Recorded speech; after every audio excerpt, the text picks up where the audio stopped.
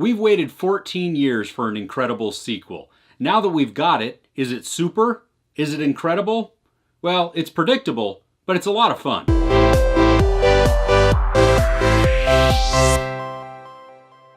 Elastigirl takes more of the superhero lead in this one, leaving Mr. Incredible to play Mr. Mom at home, caring for Violet, Dash, and Jack-Jack. Incredibles 2 picks up right where the first one left off with the Underminer.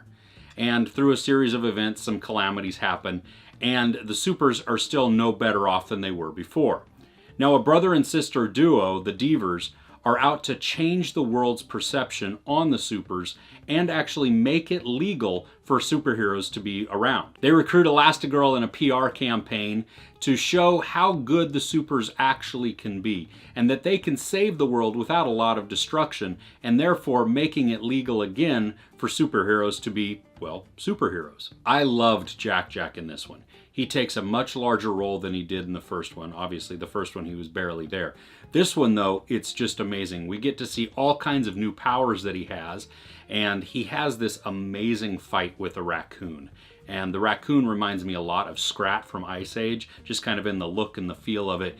And truly, the fight with the raccoon, one of the highlights for me of the film, because of just the behavior of both Jack-Jack and the raccoon together as they go at it. It was hilarious. We also get to see a lot of facial expressions and body language from Jack-Jack. Through these expressions, because he's nonverbal, it's just hilarious. And he babbles some and he talks like a baby.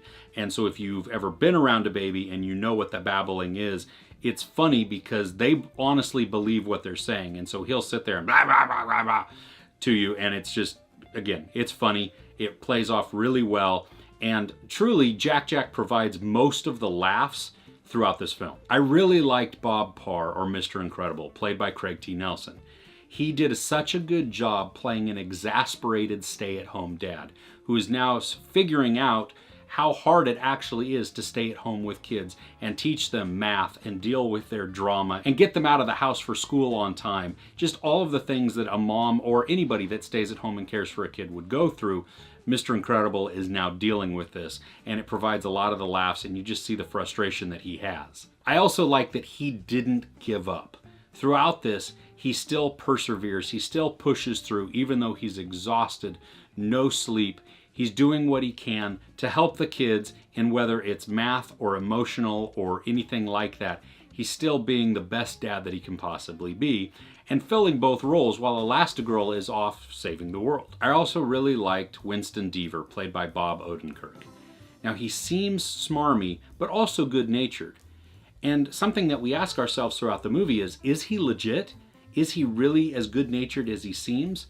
And this provides some of the drama and some of the intrigue throughout the film. I also liked his sister, Eleanor Deaver, played by Catherine Keener. She is smart, well-spoken, and confident, and fun to watch. Now, I wasn't too big of a fan of Violet and Dash in this. They complained a lot in the movie. I mean, a lot. To a point where I actually noticed it and made a note of it. I was like, good grief, these kids are just complaining and complaining and complaining. Now with Violet, I'm able to overlook a little bit of it because some of that is due to the story surrounding her character, and so it would be natural for her to complain or to mope or to be sad. Overall, it just became a little too much for me. And I don't like the message that sends to teens or kids that, you know what, go ahead and complain about everything.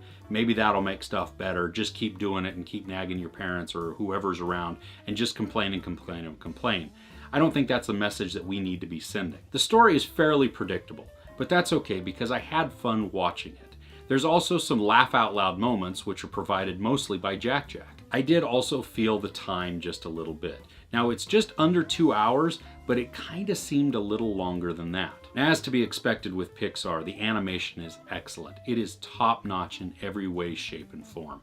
It is just a pleasure to watch this, and you can really tell the detail and the creativity that all of the artists put into this. From pen and paper sketches all the way through the computer rendering, it is just outstanding to watch, and something that we would expect from a Pixar film. I'm not sure if this is really a movie for younger kids.